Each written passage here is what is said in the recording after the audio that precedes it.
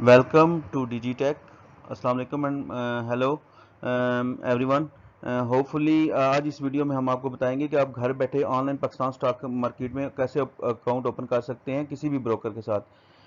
इसमें step by step आपको guidance दी गई है कि आपके पास पहले डॉक्यूमेंट्स कौन से होने चाहिए, आपने ब्रोकर कैसे सिलेक्ट करना है, और डिटेल सारी डिस्क्रिप्शन में आपको प्रोवाइड कर दी जाएगी कि आप कैसे ब्रोकर को सिलेक्ट कर सकते हैं, उसकी क्वालिटीज़ क्या होनी चाहिए, आप बेस्ट ब्रोकर कैसे पाकिस्तान स्टॉक एक्सचेंज की वेबसाइट पे लिंक भी शेयर हुआ है आपके पास, आप कैसे सिलेक्ट कर सकते हैं। होपफुली ये वीडियो आपके लिए बहुत हेल्पफुल रहेगी और इसको एंड तक देखिएगा और लाइक और सब्सक्राइब भी ज़रूर कीजिएगा।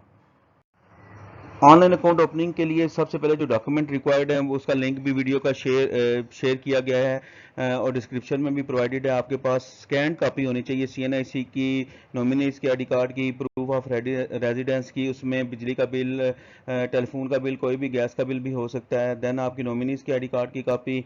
देन आपका सोर्स ऑफ फंड क्या है, बिजनेस है या आपका सैलरीड है, वो सारी डिटेल्स आपकी होनी चाहिए। उसके बाद आपका सिलेक्शन ऑफ ब्रोकर है कि आपने कौन सा ब्रोकर सिलेक्ट करना है। पाकिस्तान स्टॉक एक्सचेंज में जितने भी रजिस्टर्ड ब्रोकर हैं उनकी डिटेल भी इस वीडियो के डिस्क्रिप्शन में है और सामने स्क्रीन पे भी उसका लिंक शो किया गया है।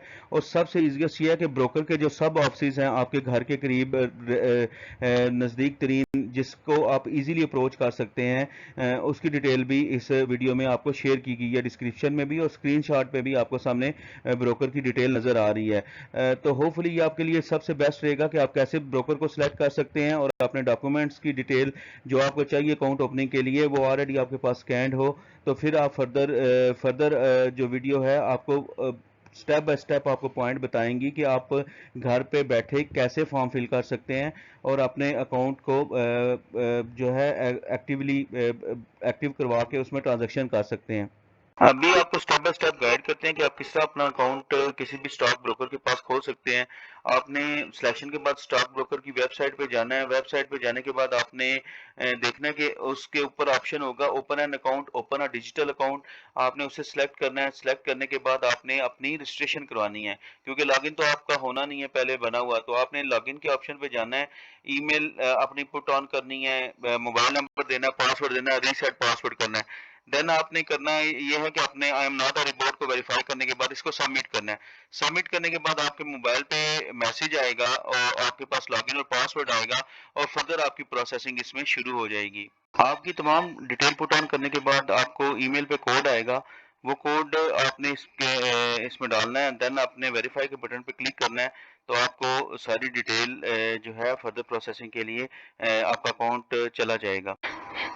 जैसे ही आप अपनी वेरिफिकेशन करेंगे तो वेरिफिकेशन के बाद फर्दर आपको ये स्क्रीन आपके सामने खुल जाएगी। आपने for for new account customer के लिए आपके ऊपर आपने क्लिक करना है और आपका नया फॉर्म खुलेगा जिसमें आपने बेसिक इन्फॉर्मेशन देनी है, अकाउंट होल्डर डिटेल देनी है, फैक्टर इन्फॉर्मेशन देनी है, टर्म्स एंड कंडीशन फॉर्म को आपने साइन करना है। अब बेसिक इन्फॉर्मेशन में आपको जाहिर सी नाम है, अपना नाम लिखना है, अपना मोबाइल नंबर लिखना है जो आपके नाम पे होना चाहिए, ईमेल एड्रेस देना है, रेजिडेंशियल स्टेटस आपका क्या है, रेजिडेंट है, पाकिस्तानी है, नॉन रेजिडेंट है। उसके बाद आईडी टाइप क्या आपकी, सीएनआईसी नंबर देना है, एसएनआईसी देना है, नाइक आप देना है या पीओसी देना है। आईडी कार्ड नंबर देने के बाद आपने उसकी इशुएंस डेट देनी है, देन एक्सपायरी डेट देनी है, देन आपने फिर बैंक डिटेल देनी है कि आपका किस बैंक में अकाउंट है। उसका आईबैन नंबर लगाने के बाद जैसे कि आपको बताया था कि आपने अकाउंट की स्टेटमेंट 6 माह की या आपने अपने चेक की स्कैन कॉपी साथ लगानी है और उसको एज ए प्रूफ जेपीजी में फाइल को अपलोड करने के बाद आपने इसको सबमिट कर देना है। सबमिट करने के बाद आपका फर्दर सिस्टम आपसे सेकंड इन्फॉर्मेशन मांगेगा। उसमें आपकी जो डिटेल मांगेगा वो आपके रिलेटेड होगी, फैक्टर के रिलेटेड या आपकी अकाउंट डिटेल्स होगी। अकाउंट डिटेल में अकाउंट टाइप होगा, रेफरेंस बाय, अगर किसी डीलर वगैरह ने आपको रेफर किया तो उसका बताएंगे। आपके हस्बैंड फादर का नाम, हस्बैंड का नाम, किसी भी रिलेशनशिप में आपका है उसके डिटेल लेंगे। आपका ऑक्यूपेशन क्या है, सैलरीड है, बिजनेसमैन है, हाउस होल्ड है, सर्विसेज करते हैं या स्टूडेंट हैं, आपने उससे सिलेक्ट करना है। देन आपने अपनी डेट ऑफ बर्थ देनी है, आपकी ग्रॉस इनकम कितनी है वो आपने डिटेल देनी है, सोर्स ऑफ इनकम क्या है आपका, सैलरीड है, बिजनेस है, किस जगह से आप कमा रहे हैं। अपनी नेशनलिटी आपने देनी है, नेशनलिटी आपकी पाकिस्तानी डेफिनेटली होगी। मार्शल स्टेटस आपका क्या है, अपनी वालदा का नाम देना है। नेम ऑफ द एम्प्लॉयर, अगर आप किसी के पास जॉब कर रहे हैं तो वो उसका आपने डिटेल देनी है या अपने बिजनेस की डिटेल देनी है। इसमें आपने फिर मेलिंग एड्रेस देना है। सिलेक्शन कंट्री सेलेक्ट करने के बाद प्रोविंस या स्टेटस सेलेक्ट करने के बाद आपने अपना सिटी को सिलेक्ट करना है। अपना address as as it is जिस तरह के आपके सीएनआईसी के ऊपर लिखा हुआ है वो आपने एड्रेस देना है। किसी किस्म की उसमें चेंजिंग नहीं करनी। अगर आपका पीटीसीएल नंबर है तो आप अपने पीटीसीएल नंबर भी यहाँ पे प्रोवाइड करना है और आपने यहाँ पे सिलेक्ट करना है कि परमानेंट एड्रेस जो है आपका सेम एज इट इज़ उसी पे जो आपने डिटेल फीड किया वही आपका होना चाहिए। फिर इसके बाद जब आप अपने एम्प्लॉयर की डिटेल देते हैं, एड्रेस की वेरिफिकेशन करते हैं, रेमिटेंस अगर आप रेमिटेंस तो नहीं भेज रहे आपने वो उसकी सिलेक्शन करनी है, फॉरेन की तरफ से अगर आप आती है, नाइकाप आपका बना हुआ है। फिर आपने ज़कात स्टेटस देना है। ज़कात का फॉर्म आपने पहले ही स्कैन करके 50 रुपए का या 100 रुपए का लेके उसका लिंक मैं डिस्क्रिप्शन में दे दूंगा कि फॉर्मेट उसका क्या है, आप उसे सिलेक्ट करेंगे। फिर आप उसका प्रिंट आउट लेके साइन करवा के नोटरी पब्लिक से अटेस्टेड करवा के आपने स्कैन कॉपी करनी है और उसके साथ लगानी है। आपने सीएनआईसी की जेपीजी में कॉपी करनी है, वो भी आपको बताया कि आपने डॉक्यूमेंट पहले स्कैन करके रखने हैं, उसकी फ्रंट और बैक आपने सेलेक्ट करनी है। अपना प्रूफ ऑफ रेजिडेंस, आपका एड्रेस क्या है, आपने बिजली का बिल, यूटिलिटी बिल, टेलीफोन का बिल कोई भी साथ लगाना है। एक वाइट पेपर पे आपने लगाने हैं साइन करके, वो भी आपने अपलोड करना है। फिर आपने प्रूफ ऑफ एम्प्लॉयमेंट, आपके पास जो जिसके पास आप नौकरी कर रहे हैं, एम्प्लॉयमेंट कार्ड लगा दें, अपना विजिटिंग कार्ड लगा दें या कोई भी ऐसी चीज़ सैलरी स्लिप लगा दें। इसके बाद आपने अंडरटेकिंग लगानी है, अंडरटेकिंग का फॉर्म भी आपको लगाना पड़ेगा। देन आपने बैंक स्टेटमेंट अपनी चूज करके 6 मंथ की लगानी है। अगर आप फाइलर हैं या नॉन फाइलर हैं, फाइलर के लिए आपको 15% टैक्स पड़ता है और नॉन फाइलर के लिए 30% टैक्स पड़ता है। आपने जो रिटर्न अपनी दी हुई है उसमें आपने उसको सिलेक्ट करना है और इसमें एंट्री करनी है। नॉमिनीज को भी ऐड करते हैं। अगर आप नॉमिनीज को ऐड करेंगे तो उसमें आपका सीएनआईसी की कॉपी आपके पास स्कैन होनी चाहिए। इसमें आप अपनी वाइफ, भाई, बहन किसी को भी दे सकते हैं। अगर आप खुद एंट्री परफॉर्म नहीं करना चाहते तो आप अपनी ऐड उसमें आपने अटॉर्नी को दे सकते हैं। कोई भी attorney on the behalf of you आप वो काम कर सकता है। तो उसमें फिर आपको जैसे ही आप ऐड नॉमिनी करेंगे तो आपका वो डॉक्यूमेंट नहीं पूछेगा, आपने सीएनआईसी लिखना है, चूज फाइल करनी है और ऐड डॉक्यूमेंट कर देने हैं। अगर आपने अटॉर्नी को ऐड करना है तो सेम वही प्रोसीजर होगा कि अटॉर्नी की भी वो डिटेल मांगेंगे और आपने सबमिट के ऑप्शन पे क्लिक कर देना है। जैसे ही आप सबमिट करेंगे तो आपको डिटेल प्रोवाइड कर देगा।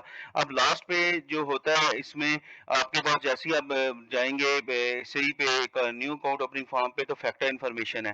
फैक्टर इन्फॉर्मेशन होती है बेसिकली कि आप यूएस रेजिडेंट तो नहीं है, आपने उनको टैक्स वगैरह तो नहीं देना है। इस फॉर्म को लेके आपने प्रिंट करके स्कैन करना है, आपने साइन वगैरह करने हैं और साइन करने के बाद इसको सबमिट करवाना है। इसमें आपका टाइटल, आपका नाम क्या है, कंट्री कौन सी है, रेजिडेंस हैं, यूएसए रेजिडेंट तो नहीं है। अगर आप वहाँ के तो आपने अपनी सारी डिटेल देनी है, अदरवाइज नॉन करके इसे सिलेक्ट करके फर्दर प्रोसेसिंग की ज़रूरत नहीं होती इसमें। तो आपने अपने आईडी कार्ड की detail, where you born USA no कर देना है, do you hold an USA permanent residence no करना है। इसमें ये सारी चीज़ें, are you US citizen no करना है, आपने इसको क्रॉस करना है। आप are you US resident alien कोई नहीं है आपके पास, standing instruction to transfer fund to the account maintain in US, इस तरह की कोई भी डिटेल आपसे वो मांग रहे हैं जो कि आपके ऊपर एप्लीकेबल ही नहीं होगी क्योंकि आप यूएस रेजिडेंट नहीं है। फिर उसके बाद इसको साइन करने के बाद आपने डॉक्यूमेंट फर्दर सबमिट करना है। और लास्ट वन जो है आपकी बेसिक जो लास्ट वन इंफॉर्मेशन है वो आपसे टर्म्स एंड कंडीशन फॉर्म को साइन करवाएगा। टर्म्स एंड कंडीशन फॉर्म में जॉइंट अकाउंट होल्डर के लिए है, इंक्लोजर ऑफ फॉर इंडिविजुअल है, इंक्लोजर फॉर कंप्लीट एंटिटीज है, कॉर्पोरेट एंटिटीज है, कंपनीज के लिए होता है। Authorisation under section 12 and 14 of the CDC, CDC की एक सेटलमेंट का फॉर्म होता है कि आपका सब अकाउंट सीडीसी के पास खोलने के लिए वो आपको डिटेल इस पे साइन करना पड़ती है। जो डिक्लेरेशन अंडरटेकिंग होती है वो आपको आपने उसका फॉर्म निकाल के इसे होपफुली ये सारी चीज़ें आप आपसे वो ऑनलाइन ही सबमिट करवा लेता है कि आप इस टर्म्स एंड कंडीशन पे एग्री हैं। और ये सारी की सारी डिटेल इसके अंदर फीडेड होती है, जिसमें जस्ट आपने सेलेक्ट करना है कि I agree with the terms and condition, उसको सबमिट कर देना है। फिर आपकी ये रिक्वेस्ट जो है एनसीसीपीएल के पास चली जाती है। अगर एनसीसीपीएल आपके अकाउंट को समझता है कि आपने सारी डॉक्यूमेंट्स बिल्कुल डिटेल आपने प्रोवाइड किए हैं, तो आपका अकाउंट प्रोसेस कर देता है। अदरवाइज अगर किसी किसी की कोई एरर हो, कोई एम्बिग्विटी हो, तो उसमें आपको वो वापस आपके भेजेगा और आप उसमें जो है वो डिबग करके अपनी एरर को या उसको सॉर्ट आउट करके आप दोबारा भेजेंगे, और जो डिस्क्रिपेंसी है उसको रिजॉल्व करके आप अपना अकाउंट फर्दर प्रोसेस कर सकते हैं। उसी तरह जैसे ही आपका अकाउंट प्रोसेस होगा तो आपके मोबाइल पे मैसेज आएगा, आपका लॉगिन पासवर्ड आ जाएगा, और फिर फर्दर आप उसमें अपना फंड डिपॉजिट करके अपनी एंट्रीज कर सकते हैं। होपफुली आपने इसको अंडरस्टैंड किया होगा और काफ़ी अच्छे तरीके से समझा होगा कि कैसे आपने अकाउंट ओपनिंग फॉर्म फिल करना है, और कौन कौन सी डिटेल आपके पास ऑलरेडी स्कैन डॉक्यूमेंट होने चाहिए जो कि ऑनलाइन अकाउंट ओपनिंग के लिए आप इसको अपलोड कर सकते हैं। अपलोड करने के लिए आपको ज़रूरत पड़ेंगे। अगर आपको वीडियो अच्छी लगी है तो आप इसको लाइक करें, शेयर करें, और कमेंट्स में बताएं कि अगर फर्दर आपको कोई वीडियोस चाहिए। इंशाल्लाह इस पे अब हम बेस्ट डिविडेंड स्टॉक की वीडियो भी शेयर करूंगा, शरिया कंप्लायंस की वीडियोस भी शेयर करूंगा, और मुख्तलिफ अपकमिंग जो इवेंट्स आ रहे हैं या आईटी के रिलेटेड या स्टॉक मार्केट के रिलेटेड किसी भी स्टॉक के रिलेटेड हम इस पे वीडियोस अपलोड करेंगे, ताकि आप अप टू डेट आपको इन्फॉर्मेशन मिलती रहे। Thank you very much sir.